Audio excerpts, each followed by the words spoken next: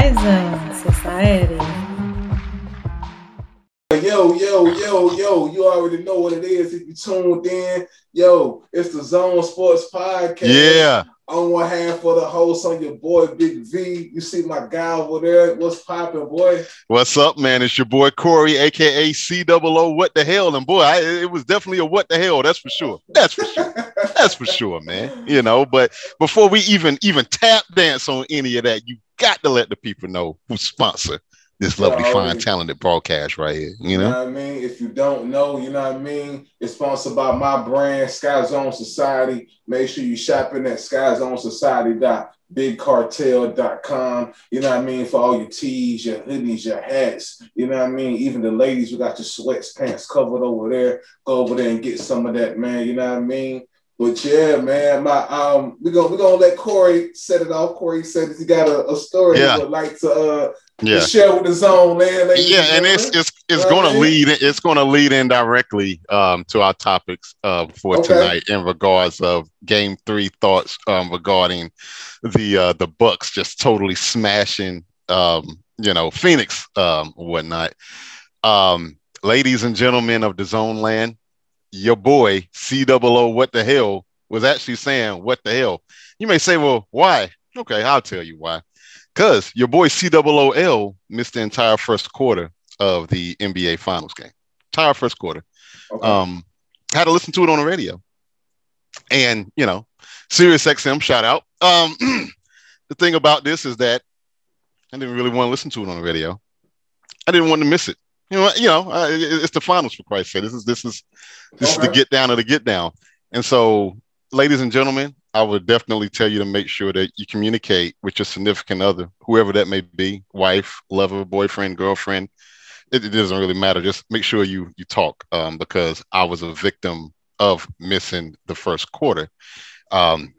Quick background was basically, it was 8 o'clock, give or take, depending on how it is in your household. It's dinner time. Some late, some early, just really depends on where you at with it.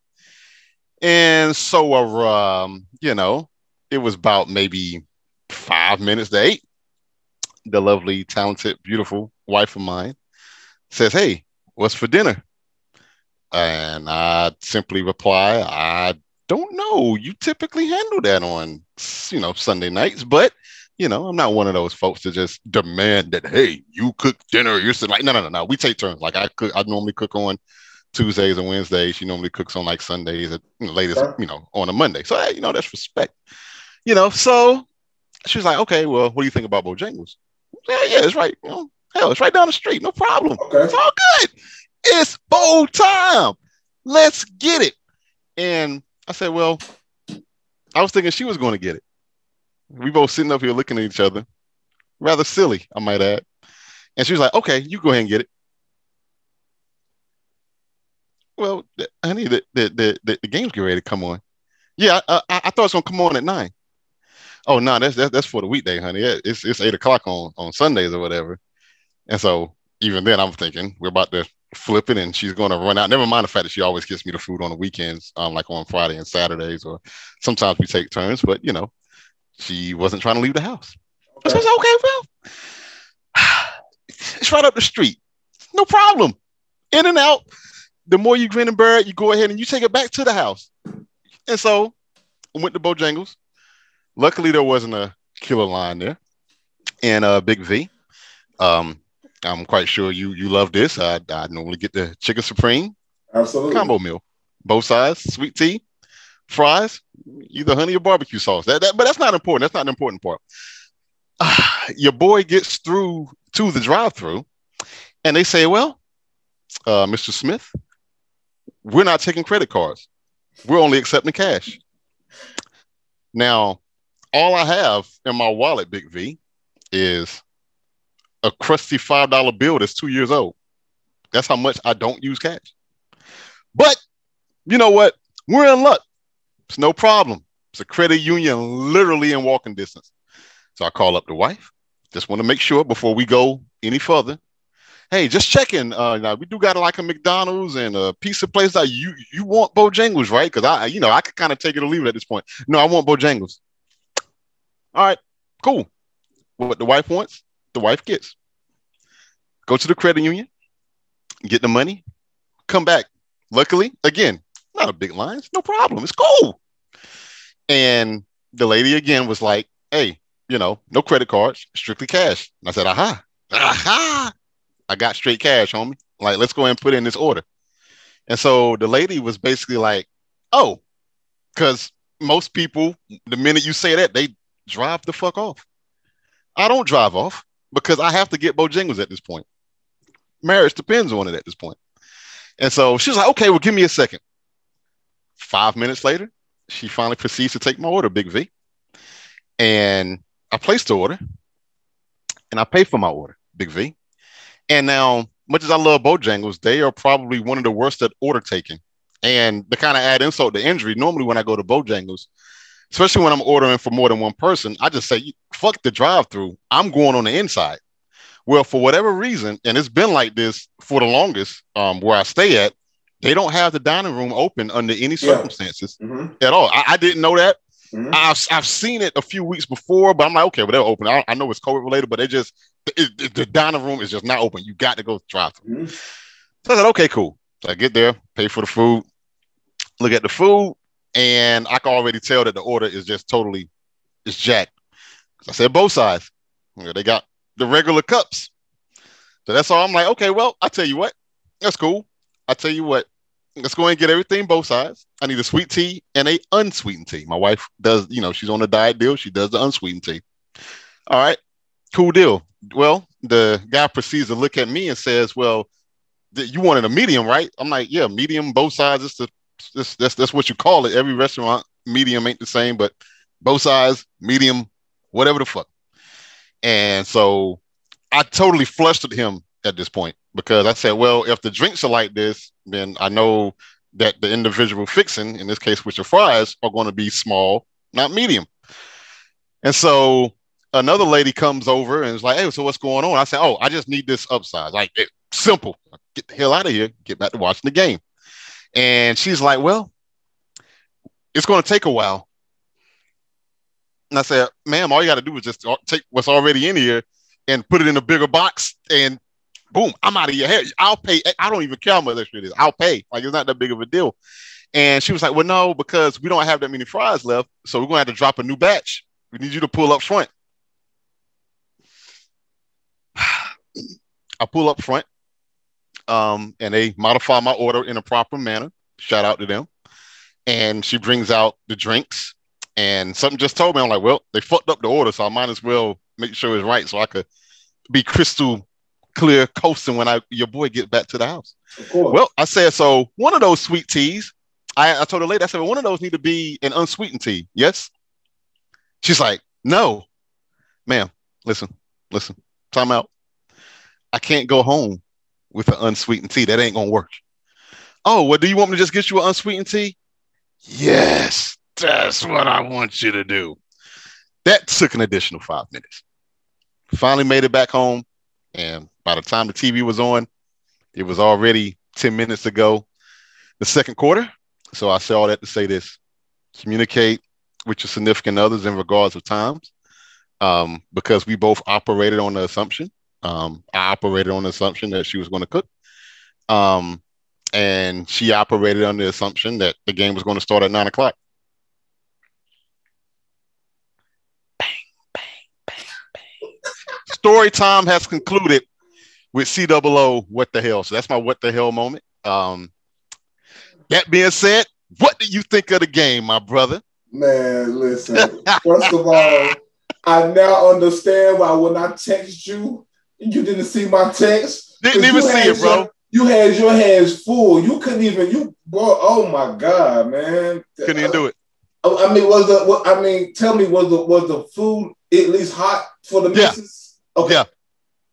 All that matters. All is well that ends well. What are you gonna do? There you go, man. Yeah. Hey, well, look, while you was there, I was catching up on the first quarter, you know what I mean? And let me tell you, man, it was nothing short of phenomenal. It was great, man. Yeah. What a game last night, man. What a game. What a game one. Ladies and gentlemen, if you don't know what we're talking about the NBA Finals between the Phoenix Suns and the Milwaukee Bucks. The Bucks have now made it a 2-1 series with the Suns leading 2-1. Game 4 will be tomorrow night. We are filming this, ladies and gentlemen, on July 12th on Monday. And the game will be on, is it Tuesday or Wednesday night? It's actually going to be on Wednesday. It's going to be on Wednesday at 9 o'clock. And look, and listen, in fairness to your wife, I too thought the game was 9 o'clock. I flipped on the tube about 7:45 and I seen the NBA countdown. I said, oh my God, it's about to come on. So in fairness to your wife, I was on 9 o'clock time too. Yeah. But man, what a game, man. Unbelievable. Unbelievable. Man, the Bucks won last night, and again, Game 4 will be on Wednesday, July the 14th, ladies and gentlemen. Make sure we tune in. Right now, we're giving our reactions to the game. Corey, for me, it was an unbelievable game. Man, Giannis is playing lights the fuck out. Is he or is he not, Corey? Yes. And Corey, keep in mind, we spoke on the last podcast that he's doing this with an injury. I mean, we're talking about a leg injury at that, right? Yes. And Corey, he put up, 40 to 42 points last night? Put up 41 points last night. 13 rebounds. 13 from 17 from the free throw line. Let's talk about that for I want to start there. Is it me or is the routine speeding up at home? The crew, the ESPN crew was talking about that, and I couldn't agree more. I think that it's sped up. I don't know, and I would imagine, man, that when you got people counting down when you're not at home, that could to say that don't affect you is come on, man. That because I equate a free throw in NBA basketball to like a golf shot, right? A putt in particular, where even though a lot of it is muscle memory, I'm quite sure a fair amount of it is mental. And when you got 20,000 people just doing a daggone countdown, and keep in mind, it ain't like all of those people are in sync. So one half of the arena may be at 10, while the other half is already at 9. And then you got all that stuff going on, and then you doing your little practice thing, and then I need more time to shoot that. It does seem quicker. It seems quicker, and I tell you what, it was on fire last night. It absolutely was, man. He was, like I said, was 13 or 17 from the line. At this point in his career, he's in rare air with, I think, Shaquille O'Neal. Yeah. For having the 30 and 10, 30 point 10 rebound games. Yeah. I think it's just him and Shaq. Yeah, I think you're right. Man, what glorified air to be in, man. I mean, you talk about one of the greatest big men ever, and now you have cemented your legacy. I mean, beside him, what a stat, man. And not only that, man, what a game Middleton be having. You would blink Middleton to have fucking 20 points on you, dude. Yeah. Quietly. Yeah. Drew Holiday is stepping his game up, man. 21 points. I think you might have heard the pod where you told him that he didn't need to take any more holiday pays off. I think he heard the pod because since then he has been playing fantastic basketball. Yes. Man, I want to give some credit too, though, while we're speaking on the game, man, to the Phoenix Suns, man. Man, what a game Bridges had last night. Yeah. CP, he did his thing. Devin Booker was a little off. I think that will be improved in the next game. I don't plan on Devin Booker having an off first half like he had last night. I think it's about lights out. And look, let's give some credit because, man, we've came down on Budenholzer about his coaching ability. Absolutely. Man, let's take our hats off to Budenholzer and the adjustment that he's done. Finally, with Chris Paul and with putting the clamps on Booker last night as well. Yeah. What an adjustment. I'll be lying if I say that did not play a significant part in that win last night. And also, while I was speaking on the Bucks, at this moment in time, ladies and gentlemen, I want to take a rest in peace real quick. I want to give us just a little small moment of silence, if we can, to my guy last night, PJ Tucker. He got killed last night by Cam Johnson. Ladies and gentlemen, I don't know if you saw it. Absolutely, Cam Johnson out of North Carolina. He got he killed PJ Tucker last night driving through the lane, and took off damn near from the first square on the free throw line, and posted the shit. Oh my God! Posted the shit out of PJ Tucker. Oh my God! What a highlight for the man! What you talk about dunk of the year, dude, dunk of the playoffs? Who knew Cam had it in him? Oh my God! Holy shit, bro! When I saw that, I feel bad for PJ Tucker. That's why I'm glad we're having a rest in peace for him, man. Because technically he was outside of the line, and when I first saw it, I thought they was going to call a charge on Cam Johnson. Me too. And I honestly thought that it should have, like, taken the bias out of it. I thought that was a charge. Like, I thought Tucker was set. Yeah. And it was just shitty for Tucker all the way around because, like, not only did you get the one, you also did not get the call to even go your way. It was just a double whammy. I mean, it was like a slam dunk contest. And when I saw that, I had the same look on my face that PJ Tucker did. Me too. I was looking at him, bro. When he did it, I was in my chair, and then Cam came down and killed PJ. I said, "Holy shit!" I screamed in my house.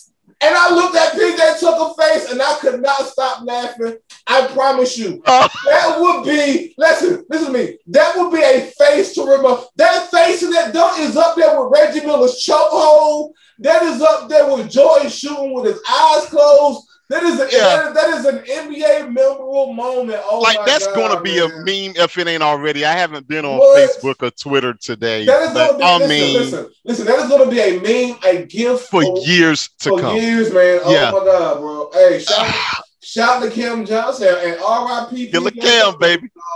R.I.P. PJ Tucker, man. Because, man, you are dead out here in this series, bro. Yeah. You are dead out here. And you know, we want the, you know, people get on, we get on the new NBA for not playing defense, you know, people being soft in the paint and not wanting to take a charge. And when you see plays like that, it kind of reminds me of why the young fellas is like, man, I don't want a part of that shit. Like, nah, I'm doing what the bull to a matador, where the matador to a bull. You just, when I saw when Cam was coming, I was like, this is either going to be real good or real bad for somebody involved. I'm just going to clear the path. Hey, come on through, because I don't want no parts of Johnny Dangerous. Hey, bro, low key, that shit was so fucking funny in slow motion, bro. I died every time I saw. Even this morning, it don't get old, bro. It don't get old, man. Like, what the hell? Like, that's a COO what the hell moment right there. Like, bro, it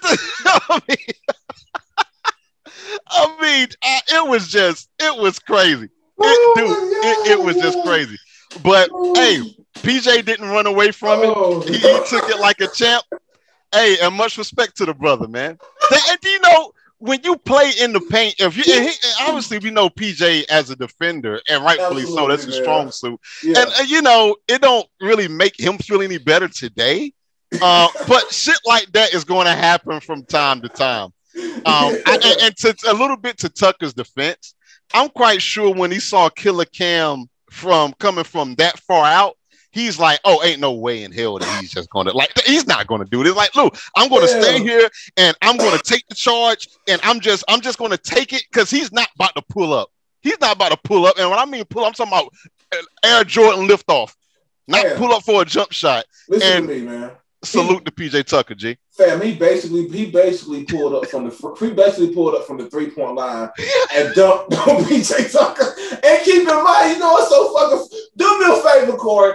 Look up Cam's weight, and please, Okay. and look up PJ Tucker weight. I swear to God, it's a 200-pound difference.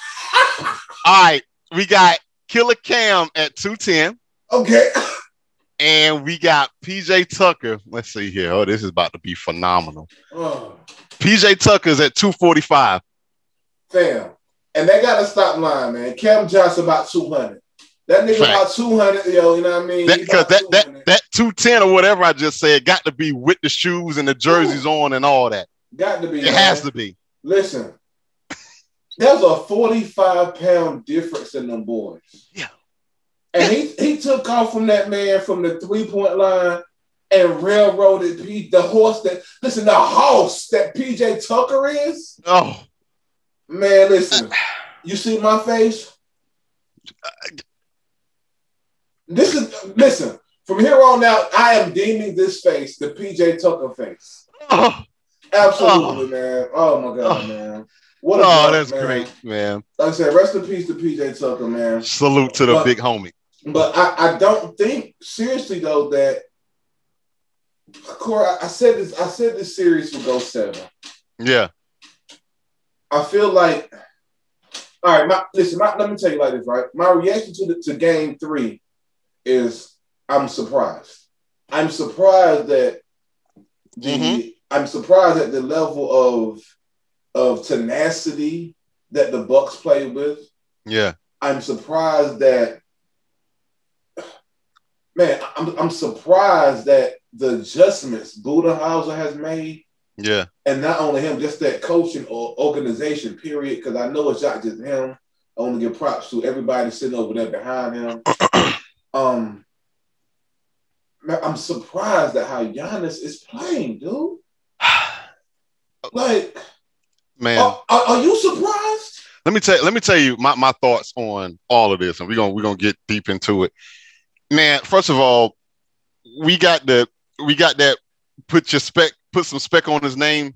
Okay. Segment. I'm about to do that with Giannis right now. Okay. And I never thought that I would be doing this because, no pun intended, he looked like a deer in headlights for most of the playoffs.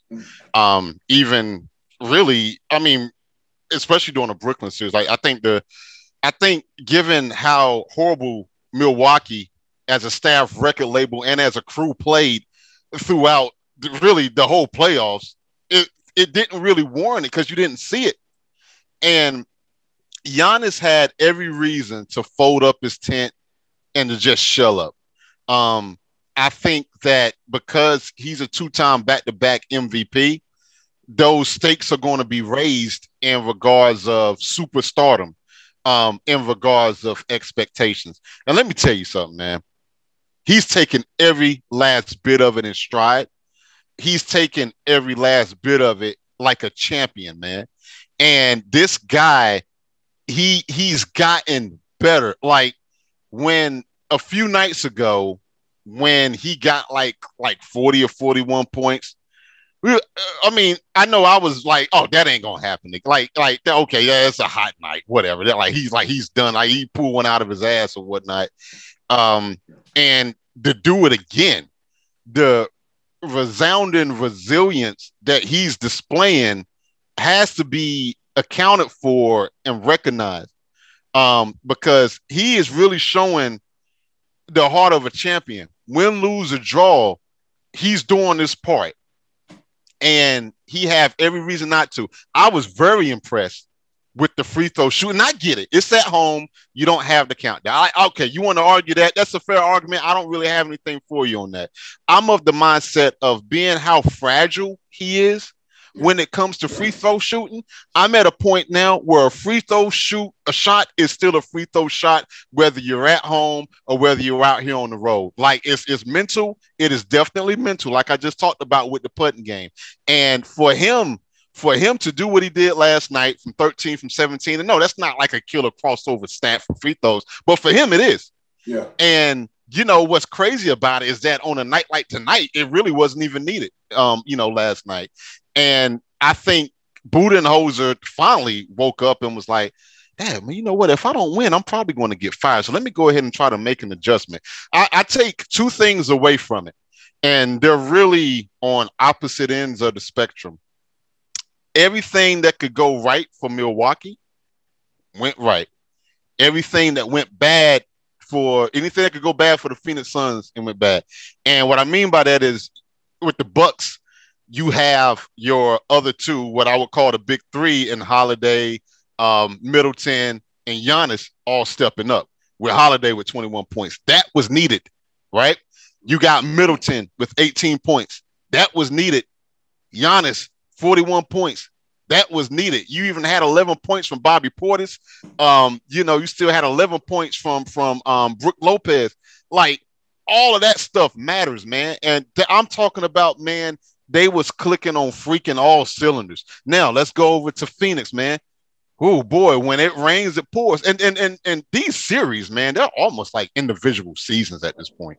Yeah. You got damn Booker, only 10 points, bro. Like, that's not good.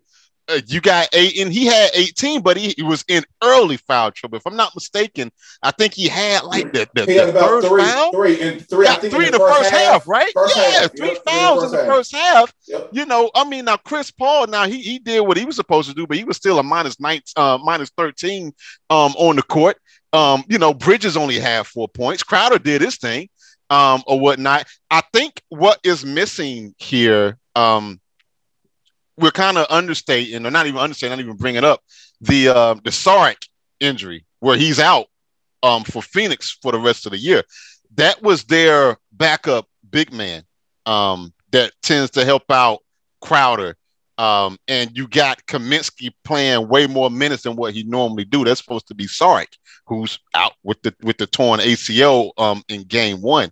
I wish Cameron Payne would have stepped up a bit more. Or whatnot, because he played for 25 minutes, only had 7 points. But yeah, you just had anything that could go wrong outside of injury was tough. Torrey Craig, yeah, he's back, but only 2 points. I think he still might have some lingering issues of the injury of the last game with that, and it's just not working out. Really, your bright spot was Cam Johnson. It really was Killer Cam. Like, he was it. So, man, this stuff is tough to call, man. It's really tough to call. I don't see Phoenix having another bad night like that. And the last thing I wanted to touch on, which we'll probably going to get into anyway, was I was going to ask you, how did you feel about basically Devin Booker, and really most of the starters, but definitely Devin Booker, basically getting, you could say, benched or taken out the game in the fourth quarter? What did you thought when you saw that? Because I got a couple of thoughts I'm gonna touch on. I saw that. I heard the announcers actually bring it to my attention. To me personally, I don't think it was him getting benched. Right. I don't. He may not be 100% injury wise, Corey. Yeah. And yeah, I think that's possible. And maybe trying to keep quiet about it. I didn't really make a big deal of it. I don't think it's nothing personal. He had an off night. I don't think coaches like Monty Williams bench players for having off nights. With the level of play that Devin plays at. Let alone in the finals. Absolutely. I think it may have been injury. Something that we may not know about. That's the only thing I thought about it. You know what I mean? Well, what about you? I think you have a couple of things at play here. Okay. I think somebody on SportsCenter brought up a good point where, all right, look, and this happens especially a lot in college basketball. Roy Williams was the king of this. When the starting five ain't doing what they're supposed to do, he yank all the mofos out, put in the bench warmers, and see if you could get a spark going on. I think even though he didn't do it all platoon style like Roy Williams from Carolina would normally do, he took them out one by one. Like, obviously, Booker never saw the fourth quarter. I think it wasn't a little bit too much longer until they pulled out Chris Paul and things of that nature. So I think he was doing two things. Monty Williams was doing two things. I think one, he was going to see if the bench was going to get a spark and to see if they was going to get back in the game or not. And if they was going to get back in the game, score-wise, get it, roughly, within at least an earshot of it being reasonable, like a 12 or a 10 points, give or take, something like that. Hell, even 14. I think he probably would have put him back in consistently if that was it. But I also think, and this is probably more of my line of thinking, was that, look, man, this game, like in the top of the fourth quarter, to me, it was still manageable. But it got out of hand a little bit. It did get out of hand. And I felt like Monty saw that too. I feel like in his heart he knew. I think he did. And I think that he was at the point like, all right, dude, let's go ahead and wrap it up. We don't need any dumb injuries going on right now because we still got enough, because it ain't like it's a game 7. Yep. You know, it ain't like it's a closeout game of any sort. You get to play again Wednesday regardless. So let's go ahead and learn from this. Let's go ahead and just fold up tent, wrap it up, and let's just go ahead and I think that's what he really did. So I think two things could be true. Because obviously if CP goes down, you're done. Devin Booker goes down, you're done. Like, so I could definitely Ayton, go down, forget about it. Like, if you want to rely on Torrey Craig and Frank Kaminsky, be my guest. Good luck. And campaign, great as he is, and I still consider him a good player. Like, he's not yet the guy you want to kind of rely on night in and night out. Not yet. I think he can be there, but not yet. So, no, let's go ahead. It's the fourth quarter. We're on the road. You know what I'm saying? Like, it ain't going to get any better. I mean, like I said, unless we catch lightning in the bottle, the game's over. It's a wrap. Yeah. And I think that was smart. I'm with you. I don't think you get benched like CP3, Devin Booker, Ayton. Those three players, if not others, if I had to bank on the top 3 players of the Phoenix Suns that won't ever get benched, it's those 3. So I'm with you. I don't think it was a benching. I think it was actually smart for, Monty Williams to do that because, my wife and I, we joke about this all the time where it's like, mathematically the game wasn't over, but game flow in regards to how the game was progressing, man, I mean, you saw the writing on the wall, man. And the thing is too, with sports, you have to be there to feel that feeling when the game is over. Yeah. It's not about score per se. It's the feeling. It's that you can see it on the players' faces. It's the vibe. There you go. It was time to just play it safe. That's right. And do it like Craig's dad said, and just live to fight another day. Yep. I mean, that's it. I agree. Couldn't agree more. And speaking of live to fight another day, let's go ahead and jump into our game 4 predictions of who we got winning and by how many. Corey, I'm gonna set it off and go first, man. Spark that. I've been going back and forth about this all day ever since I sent you over the topics for today, man. Yeah. About who I got in my head to win this thing. Corey, I got this thing going 7. I got it going 7, man. I do, Corey. Hope it goes 7. I would love for it to go to 7. But Corey, I'm gonna tell you, man. I don't see the Phoenix Suns letting them get one more off on game 4 tomorrow night. I see them going in and winning game 4. I see them coming out attacking. I see CP3 doing what CP3 does. I see campaign having a better night. Also,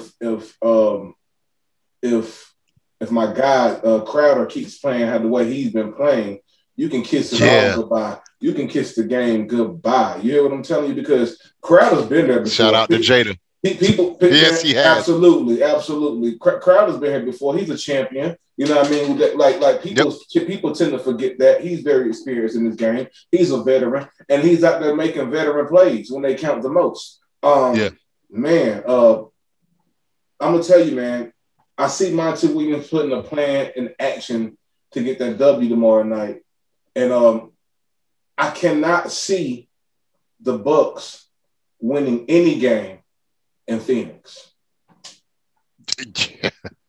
I'm gonna tell you straight like that. You know what I mean? Yeah, that crowd when they get back, because I can't remember the format or if it got changed. I know it used to be 2-3-2. I'm not sure if it's 2-2-1-1-1 now. I can't remember. But at any rate, they're going to have to end up going back to Phoenix. Yeah, that's I think if Phoenix could mess around and still won on Wednesday, man, I still think it's because the way I'm looking at it in regards of, you know, the next game is that it was like the basketball heavens open up for Milwaukee. And granted, real quick, I want to go ahead. Off that because I meant to say this too when you brought up his name, man. Man, what a job by Portis, man. What a job. What is it, man? That boy got heart.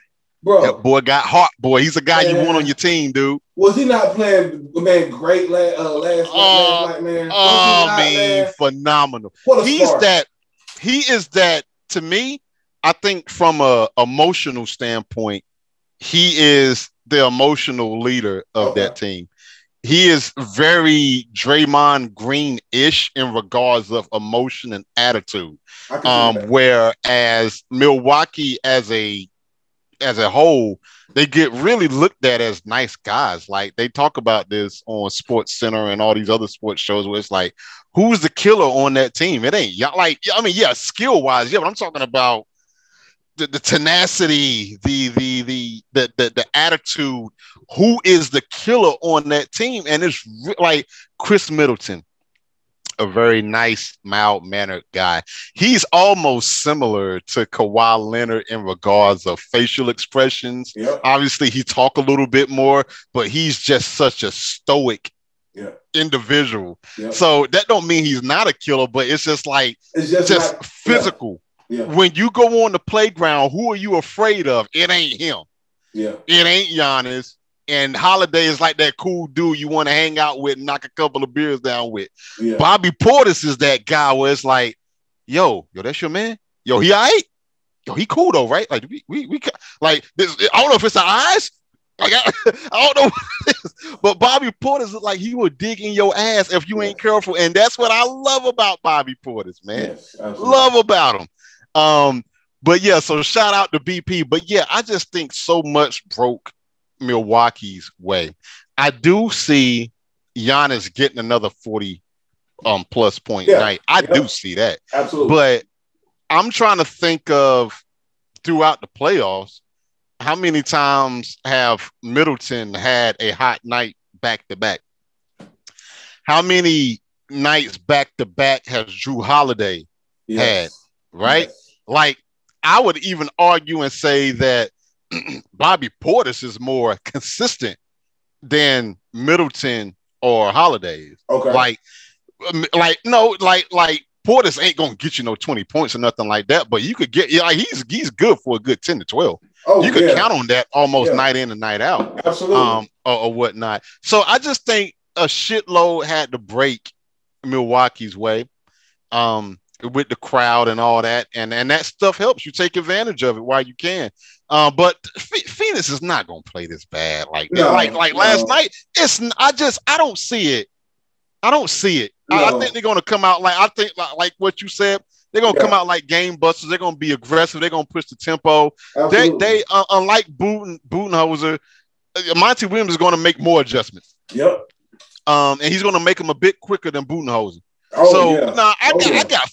got. Look, man, I'm still not at the point where I want to put money on the Bucks. Just that's recency bias coming out of the Brooklyn series.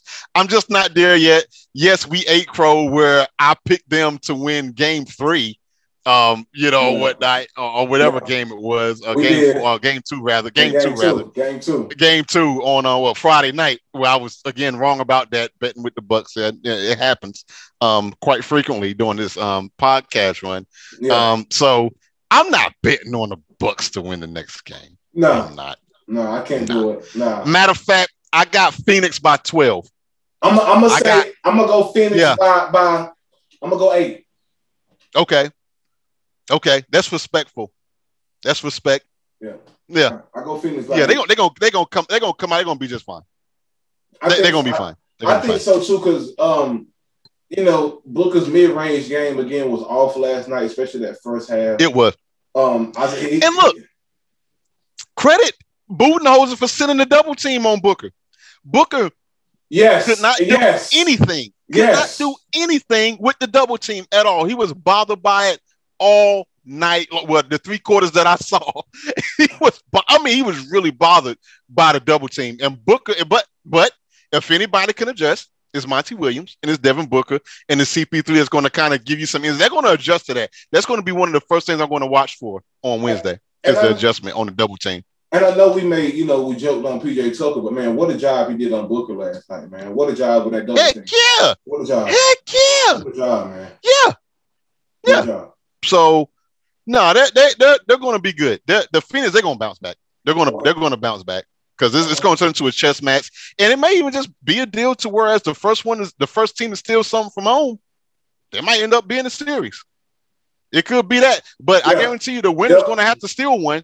Whoever going to win the series will have to steal one at somebody else's house. And I'm telling you, I don't see the Bucks going into the Phoenix Suns place and stealing one, but I do see the Suns winning next game and stealing one. I do too. The NBA fan of me wants it to go to 7 games at least. Obviously, at least you can't go no more than 7, but at the least of all of this, I wanted to go 7. But man, it's an interesting series, man. The drama is there.